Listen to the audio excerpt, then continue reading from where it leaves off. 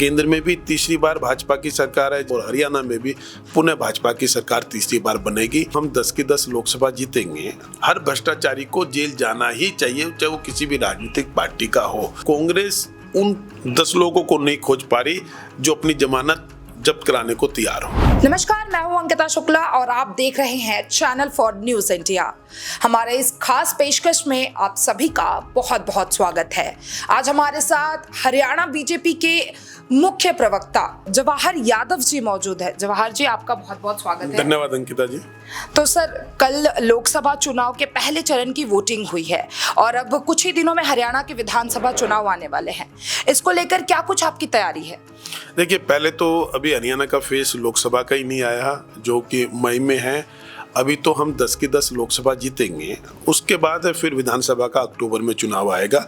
हमारी तैयारी पूरी है। पुनः केंद्र में भी तीसरी बार भाजपा की सरकार है, जिसको हम मोदी सरकार कहते हैं, और हरियाणा में भी पुनः भाजपा की सरकार तीसरी बार बनेगी। हमारा कार्यकर्ता दिन रात मेहनत करता है। कुछ लोग केवल चुनाव के लिए चुनाव लड़ते हैं, हम लोगों के लिए काम करते हैं। तो इसके कारण हम 24 घंटे चुनावी मोड में रहते हैं, भारतीय जनता पार्टी का कार्यकर्ता। सर, किन किन मुद्दों पे आपका फोकस रहेगा चुनाव? देखिए, केंद्र के जहां तक चुनाव का व्यक्त है, वो हमारा सीधा कहना है कि अब की बार 400 पार, मोदी जी की गारंटी।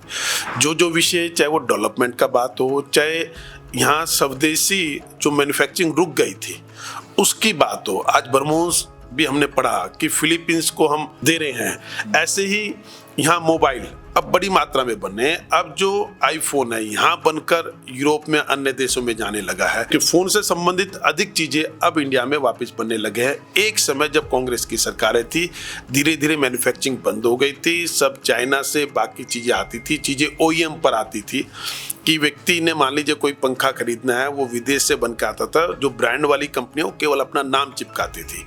अब पुणे भारत में मैन्युफैक्चरिंग हब बन गया है, जिससे लोगों को रोजगार मिल रहे हैं, युवाओं को स्टार्टअप शुरू करने में मेहनत मिलती है। ऐसी मोदी जी ने जो किसानों के लिए किया है, उसको लेकर जो पैसे देते हैं वो 6,000 रुपये मासिक देते हैं। या यहाँ पर जब पहले खट्टर सरकार रही, अब नायब सैनी जी की सरकार है, इनके द्वारा जो 14 फसलें MSP पर खरीदी जा रही है हरियाणा में, ये एक हमारा मुद्दा रहेगा। महिलाओं के स्वाभिमान का मुद्दा हमारा है। ट्रिपल तलाक खत्म करके महिलाओं को सम्मान हमने दिया है। ऐसे ही महिलाओं को बीमारी ना हो, इसलिए उनके रसोई से धुआं हटाया है। और सोच के लिए जो महिलाएं बाहर जाती थी और अंधेरे का इंतजार करती थी कि उजाला ना हो, इससे पहले हम सोच चले जाएं, उससे मुक्ति दी है। ऐसे अनेकों कार्य हैं मोदी जी ने, पूरे विश्व में भारत का मान सम्मान बढ़ाया है। इन सब मुद्दों को लेकर रोड पर बहुत बेहतर काम किया है, पानी पर बहुत बेहतर काम किया है। इन सब को लेकर, इन मुद्दों के साथ हम चुनाव में जाने वाले हैं। सर, मोदी सरकार 400 पार की गारंटी देती है, तो क्या मोदी सरकार विपक्ष को कमजोर समझती है? विपक्ष है कहाँ? हमारे लिए देखिए, हमारा प्लस पॉइंट क्या है, जो विपक्ष का अपने आप को नेता कहते हैं वो भी हमारे लिए काम करते हैं। भारतीय जनता पार्टी करता है। अगर आप राहुल गांधी जी के काम करें, राहुल गांधी जी को बेचारे को पता ही नहीं होता वो क्या बोल रहे हैं, उनको भारतीय संस्कृति का नहीं पता होता। उनके बयान ऐसे ही आते हैं जो भारतीय जनता पार्टी को फायदा पहुंचाते हैं। इसलिए मैं मानता हूं, चाहे विपक्ष हो सत्ता पक्ष हो, सब मोदी जी के लिए काम कर रहे हैं। अच्छा, सर, मेरा एक और क्वेश्चन है कि लोकसभा चुनाव शुरू हो गए हैं और राहुल गांधी अपनी 5 मुद्दों को लेकर ग्राउंड पे आ चुके हैं और वहीं साथ ही बीजेपी भी अपने मुद्दों को लेकर टाल ठोक रही है। लेकिन लोकसभा चुनाव के पहले आम आदमी पार्टी के मुखिया का जेल जाना, तो क्या ये ठीक है? नहीं, वो चुनाव से पहले गए हैं क्या? आपको नो नोटिस दिए गए और आपको अगर पहले ही जाना था, वो ही उन्होंने ही चुनाव पे जाने का समय चुना। अगर वो पहले ही नोटिस पे जाता और अगर उसको ईडी को लगते तो वो 6 महीने पहले चले जाते। भाई, कोई जांच एजेंसी का चुनाव से कोई लेना देना है क्या? नो नोटिस का उल्लंघन किसने किया? केजरीवाल जी ने किया, या आप लोग अपने प्लेटफॉर्म पर चलाते हैं, डिजिटल प्लेटफॉर्म पर। अगर वो पहले नोटिस पे जाते और उस समय ईडी से संतुष्ट नहीं होता तो 6 महीने पहले चले जाते, तब तो चुनाव नहीं था ना। तो वो तो उन्होंने टाइमिंग चुन रखी थी कि मुझे अंदर कब जाना है। केजरीवाल को पता था कि उनको अंदर जाना है। और दूसरा, केजरीवाल के इस पर जो अंदर गए, शराब घोटाले को लेकर कांग्रेस ये क्लेम करती है, इनके चोपड़ा जी ये क्लेम करते हैं कि भाई इसकी शिकायत तो हमने की थी और इनके ही नेताओं के बयान हैं, चाहे वो अजय माकन हो, चाहे चोपड़ा जी हो, चाहे सुप्रिया जी इनकी हो, इन सब ने कहा कि अभी तक ये भ्रष्टाचारी बाहर क्यों घूम रहा है, अभी तक अंदर क्यों नहीं गया। बाद में इनका आपस में प्रेम हो गया, तो प्रेम हो गया तो आप भूलना चाहते हैं। पहले ये कहते थे कि भाई ये श्रेय कांग्रेस का है कि जिन्होंने शराब का भ्रष्टाचार घोटाला एक्सपोज किया। अगर वो शराब घोटाला था और कांग्रेस कहती है वो हमने एक्सपोज किया, इसी को लेकर केरल में एक वाम दल के नेता ने भी कहा कि भाई ये कांग्रेस ही तो थी जो आम आदमी पार्टी को भ्रष्टाचारी कहती थी कि ये घोटाला हमने किया। तो आज अगर कोई व्यक्ति अंदर जा रहा है तो इसमें बुराई क्या है। हमने तो कांग्रेस की मंशा को ईडी ने पूरा किया है कि एक भ्रष्ट व्यक्ति को अंदर होना चाहिए। ये अजय माकन जी कहते हैं कि ये भ्रष्ट थे, शराब घोटाला हमने एक्सपोज कर दिया, 100 करोड़ रुपए का लेन देन हुआ, उसकी ट्रेल मिल गई, किस तरह गोवा में उस पैसे का इस्तेमाल हुआ, ऐसी चीजों के कारण वो जेल गए। तो जेल जाने की इसका चुनाव से कोई लेना देना नहीं है। हर भ्रष्टाचारी को जेल जाना ही चाहिए, चाहे वो किसी भी राजनीतिक पार्टी का हो। और यही अरविंद केजरीवाल थे जो ये कहते थे कि जो किसी की जरूरत नहीं है, मैं नाम पढ़ता हूं, उसमें उन्होंने पी चिदम्बरम, राजा डी राजा, आपका शीला दीक्षित, ऐसे सुरेश कलमाड़ी, ऐसे कितने नाम लिए। वो कहते थे बस मेरे हाथ में ये पेज है, इसके आधार पर इनको भेज दो, इसमें काहे को, ये तो भ्रष्टाचारी है। जो व्यक्ति बगैर जांच के, जो शीला दीक्षित को 24 घंटे में जेल भेजना चाहते थे, कहते थे मेरे पास 370 पेज की इनके खिलाफ हुआ है, उन्होंने उनको जेल भेजा नहीं।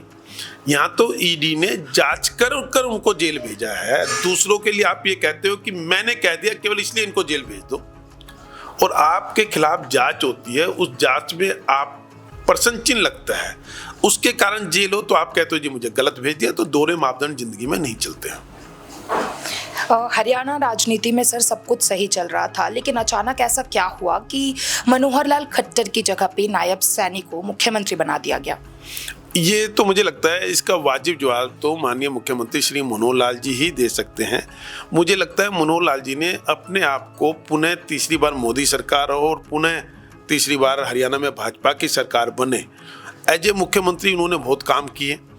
वो चाहते थे कि वो अपना प्रचार प्रसार में पूरा समय दे सके, और ऐसे ही उनकी तरह का ही एक ईमानदार व्यक्ति दूसरा आए। तो बेसिकली मुझे लगता है उन्होंने अपने सामने रहते रहते अपने सामने ही एक अपनी कुर्सी पर एक ईमानदार व्यक्ति को पुनः बैठा दिया। इसके अलावा मुझे कोई और कारण नजर नहीं आता, क्योंकि बहुत अच्छा वो काम कर रहे थे। उनके उसमें नेतृत्व में बहुत तेजी से भारतीय जनता पार्टी बढ़ रही थी, मनोहर सरकार की लोकप्रियता थी, और अब मुझे लगता है वो और ज़्यादा मजबूत स्थिति में आ गए कि उन्होंने अपनी जगह एक ईमानदार मुख्यमंत्री को, नायब सैनी जी को, जो कार्यकर्ताओं से प्रेम करते हैं, हरियाणा के लोगों को विश्वास करते हैं, वहाँ बैठाकर अब काम कर लिया। मुझे लगता है 1 और 1 11 वाली स्थिति में माननीय मनोहर जी आ गए। सर, बीजेपी ने अपने 10 प्रत्याशियों की लिस्ट जारी कर दी है, लेकिन कांग्रेस की तरफ से अभी तक सूची सामने नहीं आई है। इसको लेकर क्या कुछ कहेंगे? देखिए, कांग्रेस पूरा भरकस प्रयास कर रही है कि लोग चुनाव लड़े, और लोग चुनाव लड़ने के लिए तैयार नहीं हो रहे। वो कहते हैं जी हम जमानत जब्त होगी, इसके लिए हम क्यों चुनाव लड़ें। तो इसके लिए सहमति नहीं बन पा रही है। कार्यकर्ताओं को तैयार किया जा रहा है, कोई नहीं मिल रहा तो राज बब्बर का नाम चलाया जाता है, यार तू आके अपनी जमानत जब्त करा ले भाई। ऐसे ही चीज़ों को आप पे भूपेंद्र सिंह हुड्डा बैक मार गए। वो ये कहते हैं जी हम बाबू बेटा लड़े थे, रोहतक से सोनीपत से हम दोनों हार गए थे, तो दोनों लड़ेंगे तो फिर दोनों हार जाएंगे। वो इसलिए नहीं कह रहे, उनको पता है 10 के 10 हार रहे हैं। वो ये चाहते हैं कि विधानसभा के चुनाव से पहले वो अपने पर वो टैग नहीं लिखवाना चाहते कि ये परिवार 2 चुनाव लड़े थे, 2 के 2 हार गए। कैप्टन अजय यादव मना कर चुके हैं कि मैं चुनाव नहीं लड़ना चाहता। कुमारी शैलजा अंबाला छोड़ के कहती है मैं अंबाला में तो किसी कीमत पे नहीं टूकूंगी, अब वो दूसरी लोकसभा तलाशने की कोशिश कर रही है। तो वहाँ संकट ये है कि कांग्रेस उन 10 लोगों को नहीं खोज पा रही जो अपनी जमानत जब्त कराने को तैयार हो। गुरुग्राम से राज बब्बर का नाम सामने आ रहा है, तो क्या राज बब्बर एक बीजेपी के लिए अच्छा कंपटीशन साबित हो सकता है? देखिए, गुड़गांव लोकसभा हम पहले भी राव इंद्रजीत जी बहुत अच्छे मतों से जीते थे। इस समय राव इंद्रजीत जी के सामने चाहे राज बब्बर आ जाए, जो कोई अन्य व्यक्ति आ जाए, 3-4 लाख मिनिमम वोटों से राव इंद्रजीत जी जीतेंगे। ये भारतीय जनता पार्टी के कार्यकर्ताओं की मेहनत ताकत है, मोदी जी की गारंटी है, मोदी जी के द्वारा जो पूरे देश में किए गए काम वो है, मुख्यमंत्री श्री मनोहर लाल जी के द्वारा जो हरियाणा का समान विकास किया गया वो है, और राव इंद्रजीत जी का नेतृत्व जो इतने समय से चलाता आ रहा है इस लोकसभा में, इन सब के कारण और साथ में भारतीय जनता पार्टी के कार्यकर्ताओं की दिन रात की मेहनत, ये 4 कारण है दोबारा से 10 की 10 लोकसभा और विशेषकर गुड़गांव लोकसभा हम कम से कम 3 से 4 लाख मतों से पुनः जीतेंगे। तो सर ये मान लिया जाए कि जो मोदी जी गारंटी दे रहे हैं 400 पार की, तो इस बार भी बहुमत से सरकार बनेगी? नहीं, सरकार तो बहुमत से बनती है, बगैर बहुमत तो सरकार बनेगी कैसे?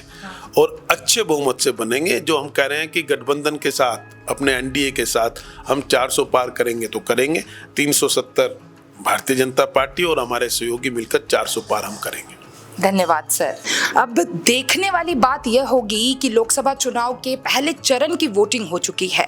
अब जनता किसके सर्टिफिकेट पे मोहर लगाती है? ऐसे ही तमाम खबरों